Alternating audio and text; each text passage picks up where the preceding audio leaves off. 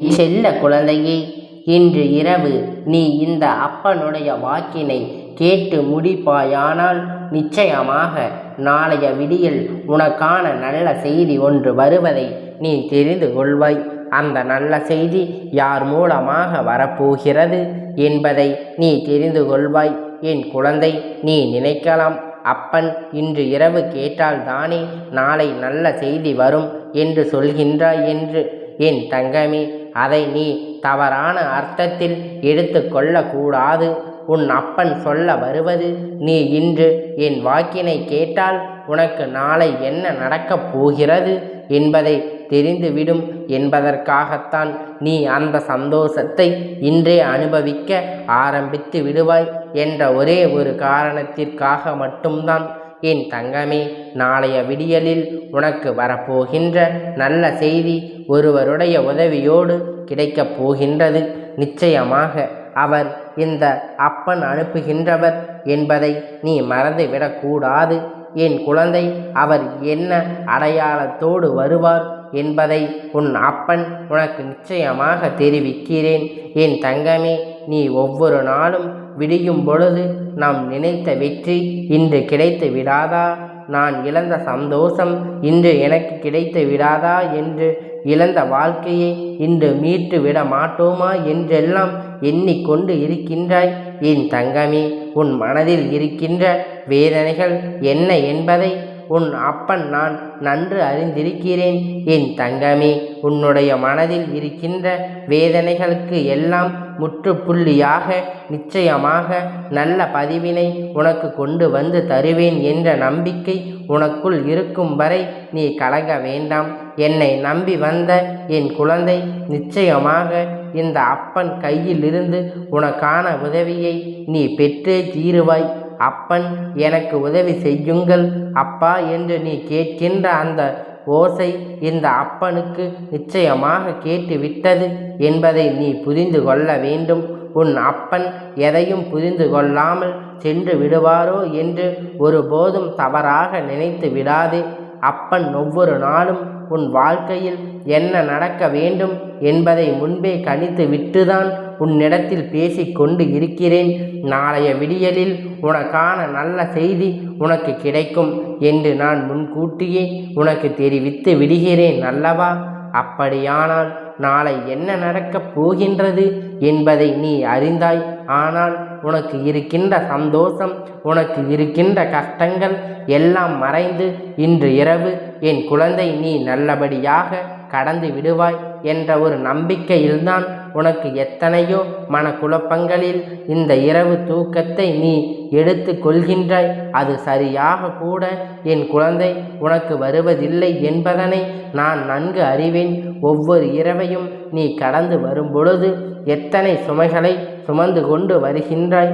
ஏதோ பொதிகை முதுகில் தூக்கி சுமந்து வருவது போல வேதனையோடு இருந்து கொண்டு இருக்கின்றாய்.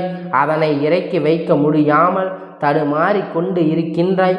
எந்த விஷயமாக இருந்தாலும் அதில் தோல்விகள் மட்டுமே வருகின்றது என்று நீ வேதனையில் இருக்கின்றாய்.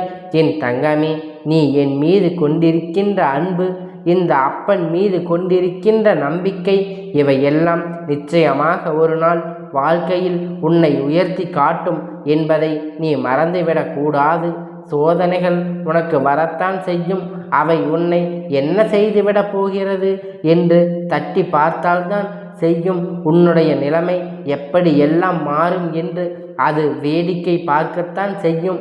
அதற்கு நீ ஒருபோதும் இடம் அளிக்காமல், அது உன்னை வேடிக்கை பார்ப்பதற்கு நீ இடம் கொடுக்காமல், உன்னுடைய வாழ்க்கையை முன்னேற்றுவதற்கு நீ என்ன செய்ய வேண்டுமோ அதை மட்டும் நீ செய்து கொண்டு இருக்க வேண்டும்.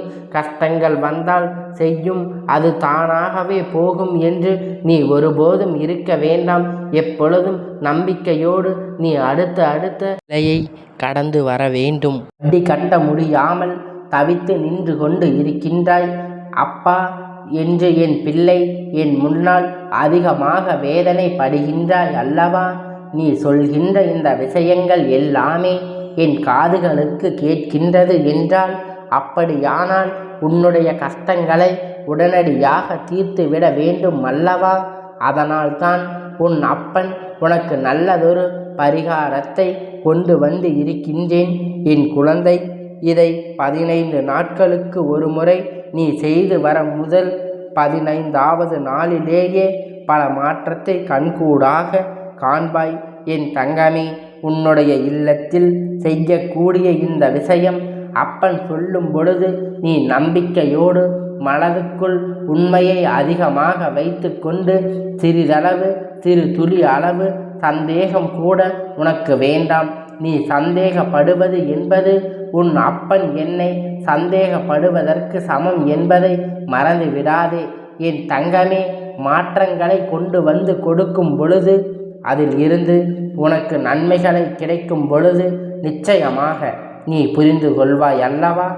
உன் அப்பன் எதற்காக உனக்கு தினம் தினம் ஒவ்வொரு விஷயத்தையும் சொல்லி கொண்டு இருக்கின்றேன் என்று என் தங்கமே.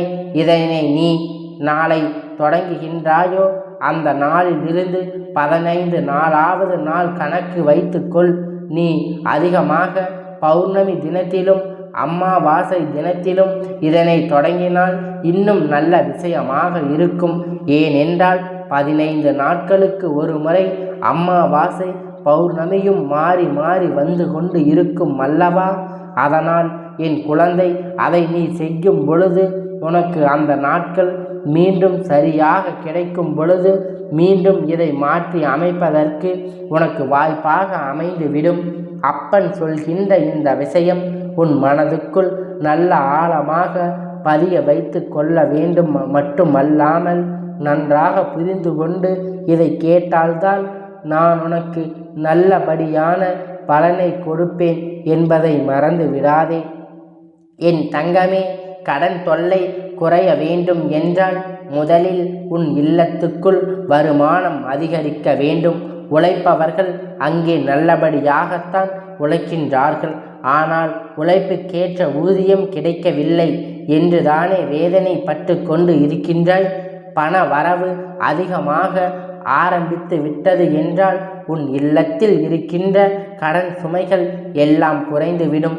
கடன் எந்த நாளும் இருப்பதை நினைத்து நினைத்து உன்னால் நிம்மதியாக உறங்க முடியவில்லை.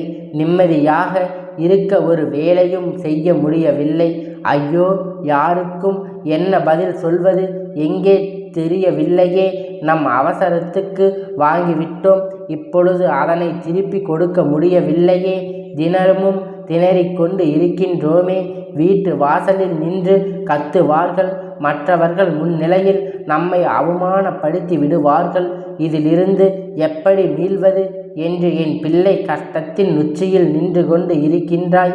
என் குழந்தைக்கு இது மிக பெரிய பலனை கொடுக்கும் என்பதில் எந்த ஒரு மாற்று கருத்துமே கிடையாது என் தங்கமே. இதற்கு தேவையான 3 பொருட்கள் என்ன தெரியுமா? 1 கல்லுப்பு. என் குழந்தை, ஒரு பாத்திரத்தில் எடுத்துக்கொள். அது கண்ணாடி பாத்திரமாக இருந்தால் நல்லது. அப்படி இல்லை என்றால் நீ ஒரு அகல் விளக்கை எடுத்துக்கொள். மண் அகல் விளக்காக எடுத்துக்கொண்டு அதில் கல்லுப்பை போட்டு வைத்து என் தங்கமே, கல்லுப்பை போட்ட பிறகு அதில் நல்ல மிளகு 27 எண்ணிக்கையை எடுத்துக்கொண்டு 27 எண்ணிக்கை எடுத்துக்கொண்டு இந்த மிளகை அதுக்குள் உப்புக்குள் வைக்க வேண்டும். அதன் மீது பரவலாக இடைவெளி விட்டு சுற்றி வைத்து விடு என் தங்கமே. இதற்கு பிறகு அதன் கற்பூரம், அதுவும் பச்சை கற்பூரம் துண்டு ஒன்றினை நடுவில் வைத்து விட வேண்டும் என் தங்கமே. இது எல்லாம் என்ன பலன் இருக்கின்றது என்று நீ நினைக்கலாம். என் குழந்தை, உனக்கு பண வரவு அதிகரிக்க வேண்டும் என்றால் உன் இல்லத்துக்குள் நீ வரவழைக்க வேண்டிய மிக முக்கியமான தெய்வம் லட்சுமி தேவியானவள். கல்லுப்பு என்பது உனக்கு அப்பன் பலமுறை சொல்லி இருக்கின்றேன். லட்சுமி தேவியானவள் வாசம் செய்கின்ற பொருள். அது மட்டுமல்லாமல் சில நல்ல நாட்களில் கல்லுப்பை வாங்கி வைத்தால் உனக்கு நல்ல பலன் கிடைக்கும் அல்லவா? அதனால் இப்பொழுது இந்த கல்லுப்பை பயன்படுத்தும் பொழுது லட்சுமி தேவியானவளுடைய ஆசீர்வாதத்தை நீ முழுமையாக பெற்று கொள்வதோடு மட்டுமல்லாமல் அவர்கள் இல்லத்தை நோக்கி அதை ஏற்றுக்கொண்டு அங்கே கல்லுப்பை வாங்கி வைத்தால் உனக்கு நல்ல பலன் கிடைக்கும். லட்சுமி தேவியானவள் உன் இல்லத்தில் நிரந்தரமாக தங்கி இருப்பாள் என்று நீ நன்கு உணர்ந்த விஷயம் அல்லவா? அதனால் இப்பொழுது இந்த கல்லுப்பை பயன்படுத்தும் பொழுது லட்சுமி தேவியானவள் உடைய ஆசீர்வாதங்களை நீ முழுமையாக பெற்று கொள்வதோடு மட்டுமல்லாமல் அவர்களை உன் இல்லத்தை நோக்கி அதை ஏற்றுக்கொண்டு அங்கே அமர வைத்து உன்னுடைய பிரச்சனைகளை முடிவுக்கு கொடுக்கும் என்பதை நீ மறந்து விடாதே என் தங்கமே. நல்ல மிளகு அதுபோல பணத்தை ஈர்க்கின்ற ஈர்ப்பு சக்தி கொண்ட ஒரு பொருள். பச்சை கற்பூரமும் அதுபோலத்தான் உன்னுடைய இல்லத்தில் இருக்கின்ற கஷ்டங்களை எல்லாம் தீர்க்க வல்லது. அங்கே எதிர்மறை சக்திகளை வெளியே அனுப்பி நேர்மறை சக்திகளை உள்ளே இழுத்து வரக்கூடிய இந்த மூன்றையும் ஒரே நேரத்தில் சேர்த்து வைக்கும் பொழுது கல்லுப்பானது ஏற்கனவே சக்தி நிறைந்தது. அதை நீ மகா சக்தியாக மாற்றி இருக்கின்றாய். நல்ல மிளகையும் பக்தி கற்பூரத்தையும் அதில் வைக்கும் பொழுது அது மகா சக்தியை மாறிவிடுகிறது. அப்படியானால் உன் இல்லத்தில் நீ நினைத்த விஷயம் நடந்தே ஆக வேண்டும். இனிமேல் அது நடக்காமல் போவதற்கு எந்த வாய்ப்புகளும் இல்லை என் குழந்தையே. அதனை உன் இல்லத்தில் எந்த இடத்தில் வேண்டுமானாலும் வைத்து கொள்ளலாம். ஒருபோதும் வரவேற்பு அறையில் கூட வைக்கலாம். யாரும் பார்த்தால் என்ன நினைப்பார்களோ என்று எண்ணம் ஒருபோதும் வேண்டாம். யார் பார்த்தாலும் அதில் உன்னுடைய கண் திஷ்டிகள் எல்லாம் கரைந்து போகும் பொழுது அது அப்படியே அவர்கள் திஷ்டியாக கழிந்துவிடும். உன் மீது வைத்திருக்கின்ற கண் திஷ்டி, உன் இல்லத்தின் மீது வைக்கின்ற கண் திஷ்டி, இதையெல்லாம் அந்த கல்லுப்பானது ஈர்த்து எடுத்து கொள்ளும். அதோடு உனக்கு இருக்கின்ற கஷ்டங்கள் எல்லாம் உன்னை விட்டு போகும் என் தங்கமே. இங்கே சிலர் வாழ்க்கையில் நல்ல நிலையில் சென்று கொண்டு இருக்கும் பொழுது திடீரென்று மிக பெரிய சறுக்கல்களை சந்திக்கும். அப்படி என்றால் அதற்கு என்ன காரணம் தெரியுமா? கண் திஷ்டி தான் காரணம். கூடவே இருந்து கொண்டு நீ நன்றாக இருந்தால் எனக்கு சந்தோஷம் என்று உன்னிடத்தில் சொல்லிவிட்டு வெளியில் சென்று எப்படி இவர்கள் சந்தோஷமாக இருக்கின்றார்கள் என்று பார்த்து கொள்ளலாம் என்று நினைக்கின்றார்கள். நிறைய பேர் இருக்கின்றார்கள். இவர்கள் மத்தியில் வாழுகின்ற நிலை இது போன்ற விஷயங்களை எல்லாம் சற்று கவனமாகத்தான் இருக்க வேண்டும். இவர்கள் கண் திஷ்டியில் இருந்து எந்நாளுமே நீ தப்பிக்க வேண்டும் என்றால் இது போன்று செய்யும் பொழுது அது உனக்கு மிக பெரிய பலன்களை கொடுக்கும். 15 நாட்களுக்கு ஒரு முறை இதனை மாற்றி விடலாம். கால்படாத இடத்தில் கொட்டிவிட வேண்டும் என் தங்கமே. அதன் பிறகு மீண்டும் புதிதாக வைக்க வேண்டும். ஒவ்வொரு முறையும் வைக்கும் பொழுது தெய்வத்தை மனதார வணங்கி நினைத்ததும் எல்லாம் நடக்க வேண்டும். கஷ்டங்கள் எல்லாம் கரைந்து போக வேண்டும் என்று நம்பிக்கையோடு நீ செய்ய வேண்டும். ஒவ்வொரு முறையும் நீ செய்யும் பொழுது முதல் முறையிலேயே உனக்கு மிக பெரிய பலன்கள் தெரியும் தொடங்கிவிடும். அடுத்த முறை அதுக்கடுத்த முறை முடிப்படுவதற்குள் உன்னுடைய வாழ்க்கை அது தலைகீழாக புரட்டி போடும் என்பதை நீ மறந்து விடாதே. தெய்வத்தை வணங்குகின்ற போது யாருக்கும் எந்த ஒரு குறையும் இல்லாமல் எல்லாம் நல்லதாகவே நடக்கும். ஒருபோதும் வாழ்க்கையில் கெட்ட விஷயங்களை சந்திக்க மாட்டார்கள். அப்படி ஒரு விஷயத்தை சந்திக்கின்றார்கள் என்றால் அந்த வாழ்க்கையில் ஏதோ ஒரு அனுபவத்தை, ஏதோ ஒரு நல்ல விஷயத்தை கொடுப்பதற்காகத்தான் வந்திருக்கின்றது என்பதை நீ புரிந்து கொண்டால் போதும். எல்லாவற்றையும் நல்லபடியாக சந்தித்து நீ வெளியில் வந்து விடுவாய்.